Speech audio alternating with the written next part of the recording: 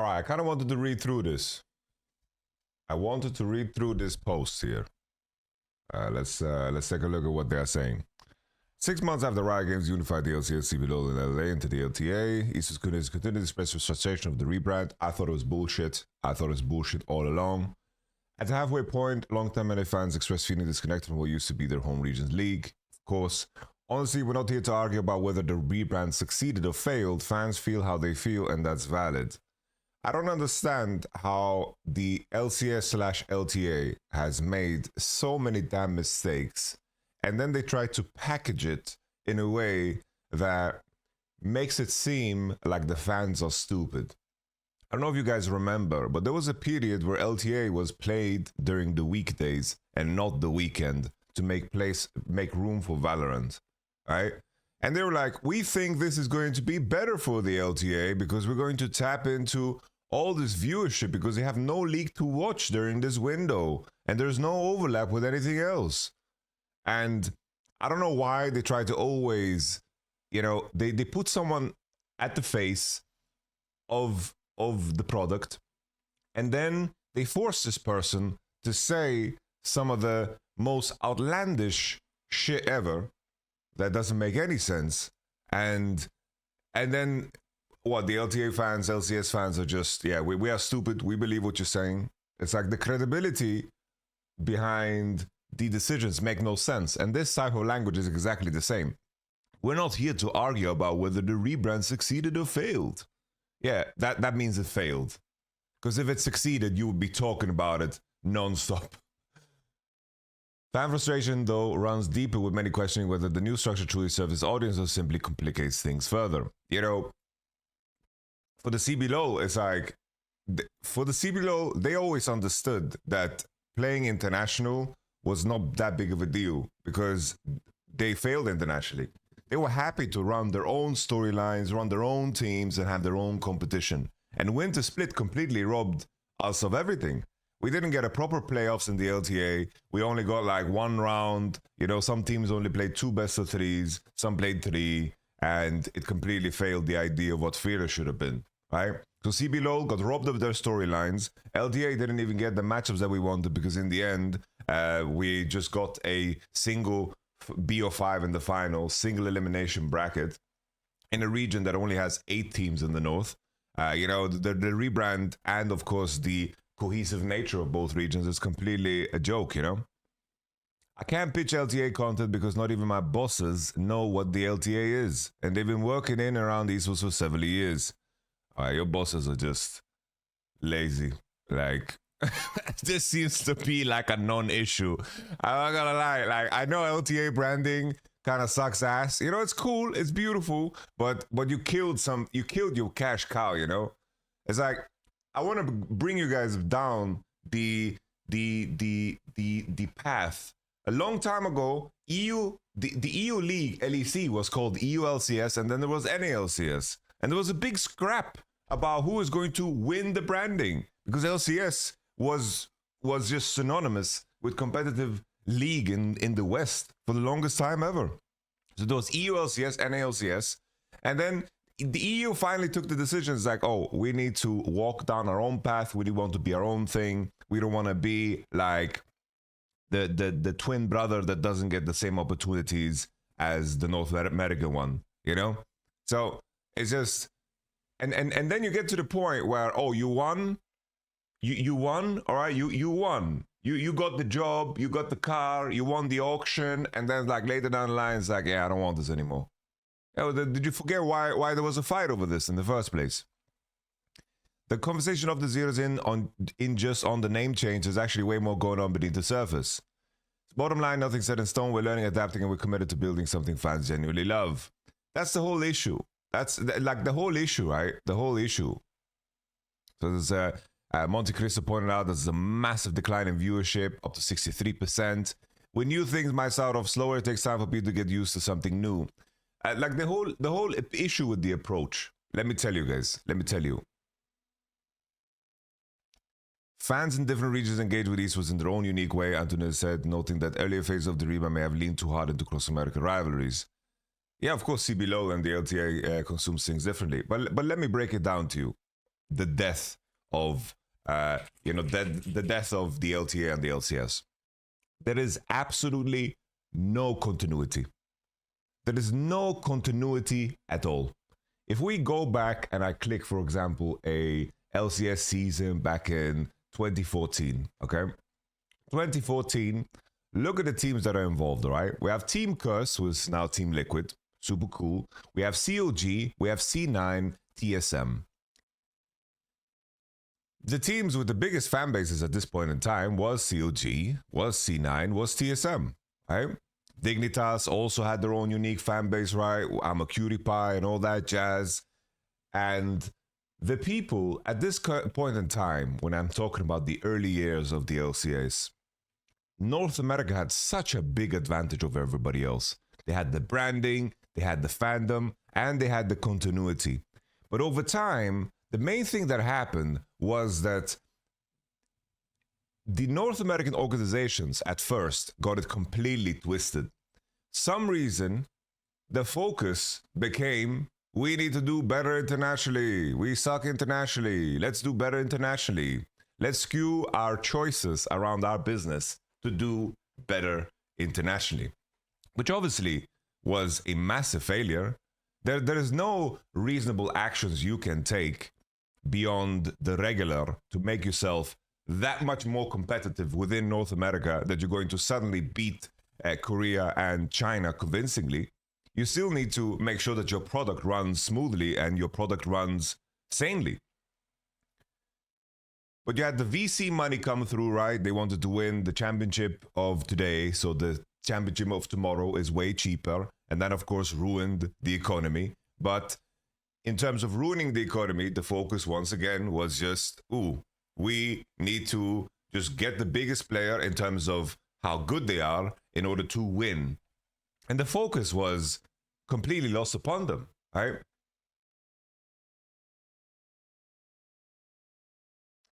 And the main thing I want to hammer home is, in terms of the changes that this region has gone through, is that CLG was no longer sustainable. That's a big problem. CLG was no longer sustainable. Massive failure from Riot side, failure from the organization side. TSM, with the FTX fiasco, lost all of their investment and then pulled out.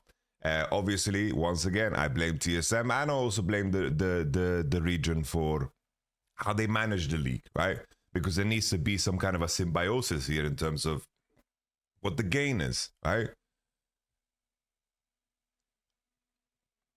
But if I'm a fan of the LTA or the LCS, and me as a viewer, it feels good to invest time into something that you know is not going to disappear. If teams are talking about leaving, like 100 Thieves now being a guest team, and teams talking about, wanting to leave, and then constantly doing new schedules, constantly doing new formats, constantly adding new names, constantly adding new teams, there is no continuity at all. Game of Thrones captured the global audience for a solid couple of years. Every Sunday at 3 a.m. you would pirate a little Game of Thrones episode because you couldn't afford HBO, and you were sitting there and you listened to that intro song.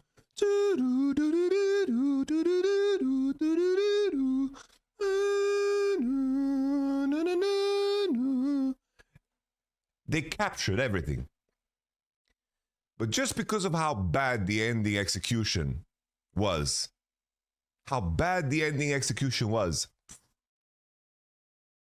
Game of Thrones could have been something as big as Star Wars, or as big as Lord of the Rings, as big as the Harry Potter universe, right? But when you know that the reward at the end, if you know that it's going to be ass, you don't want to invest time into it. You don't want to invest time into it. You're making no sense. Game of Thrones is not a movie like Star Wars. Oh man, like go play with your blocks and fit the square into the square hole and the circle into the circular hole, because you are not operating on the same wavelength here. And if I need to explain this concept to you, bro, this conversation is going to take hours. It's in the conversation of a franchise and the fandom and the memes that are happening and everything that is going on. It's like, to this day, Breaking Bad memes are still happening. People are still using Breaking Bad for memes because of how good it was, you know? It's about the franchise and the fandom and the potential of it all, and how people feel like it's worth to be invested into something, right? That's the main thing. It is not worth it to be invested in the LCS because they're changing format, the teams are leaving, teams are going out, the name is changing. Anything that was representing a legacy of any sort is gone. All legacy is gone. They've killed all their legacy. What's the legacy? We have C9, which is cool. C9 is in there, Team Liquid, okay, right? But there's no legacy. There's no legacy. There's no legacy. Yeah, but once again, you don't get the point. I'm making huge brown ones. You are not getting the point that there is no continuity in your time investment. People wouldn't play League if it didn't feel good to get better at League and it gave you something, you know, something to hold on to. LCS, there is nothing that tells you what next year is going to look like, so there is no point investing time into it. It feels good to invest time into T1 because they have a legacy and they're trying to live up to that legacy permanently. So being a T1 fan over the last 15 years is extremely rewarding, right? You build a legacy, you carry the momentum of it, and you let that legacy also represent the next steps of what you do. But in the LCS, the reason it has died so harshly is obviously there's player-based issues and the game having issues in the region. But there's also, you know, in terms of what it was as a viewership product, there is no continuity. This is basically, like, imagine you're watching a series, and you're watching season 1, and you have no idea if season 2 is going to get renewed. There's conversations about it being cancelled, or it being spun off, or the actors being different. It doesn't feel good. It doesn't feel good to invest time into it. That's the main thing. There's no continuity. And I can give you an additional example. Why do people watch co-streamers? Why do people watch Cadril over the main broadcast? Because as players change, as teams change, as the game changes, at least you can come into a community and you know Cadril's going to be there. And that gives you a sense of continuity. That gives you a community to rally around. It feels good to invest time into it. It's like, oh, I was there when this game happened. I was there when this moment happened. Oh, we were all there. That was cool, you know? And now I'm excited for the next thing to come because Cadril gives you a sense of continuity, right? When you lose that continuity, you lose the idea of you investing time into something and that feeling rewarding.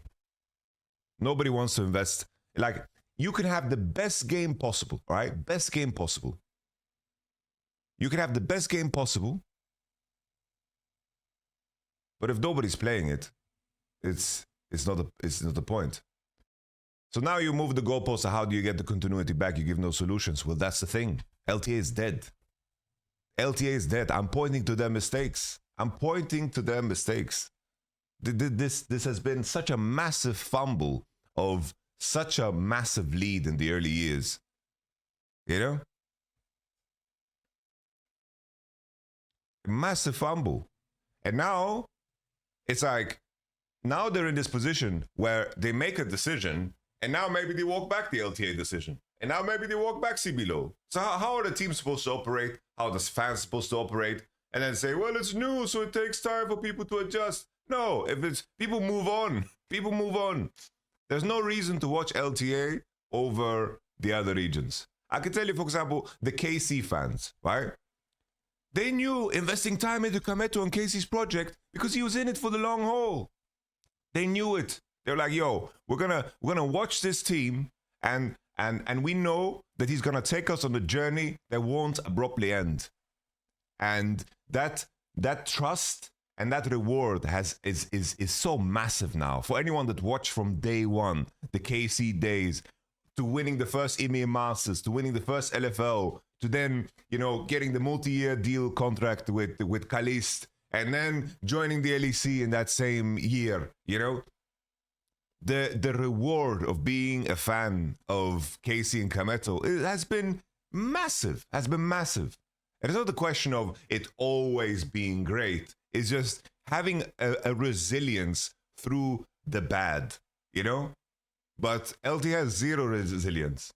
And if now they made the decision to rebrand into LTA and they're gonna sell us on some, like in summer, like, I don't know if you guys saw, there was this commercial post I remember from I think the mayor of New York, where he's like, we're gonna bring back culture to New York. This was during COVID.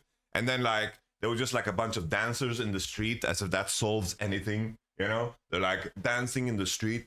It was like, we're gonna bring back culture to New York. And then there was like some goofy dancers in the street. And like there was like people suffering, people like having like real material issues, like in housing crisis, and you know, it was like, we're gonna bring back culture. It's like just random dancing. That's how I feel the next step is gonna be. It's like, oh, LCS is back, and they're gonna brand it.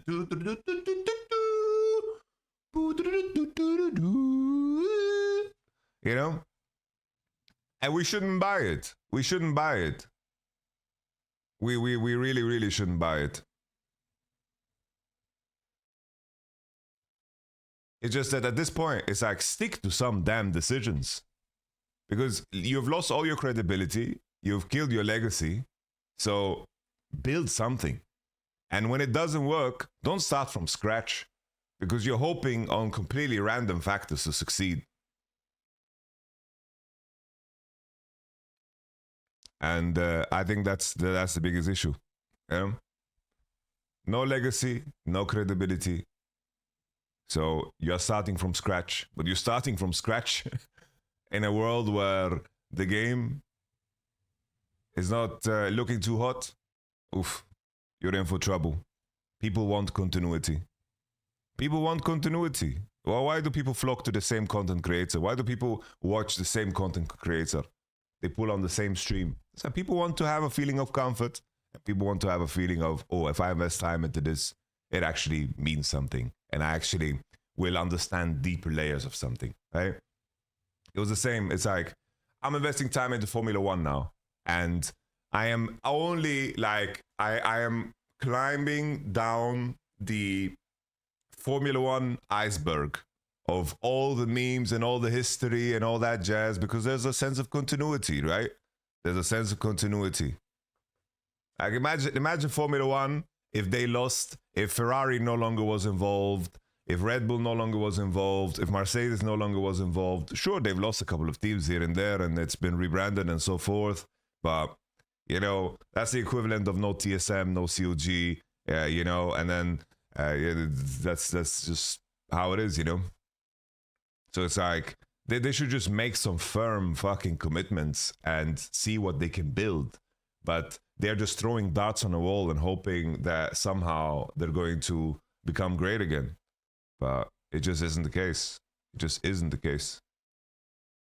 So what is the solution? It's like, yeah, you are at such a big disadvantage at this point in time, because it was a question of holding on rather than, you know, beginning anew now. So rip LTA.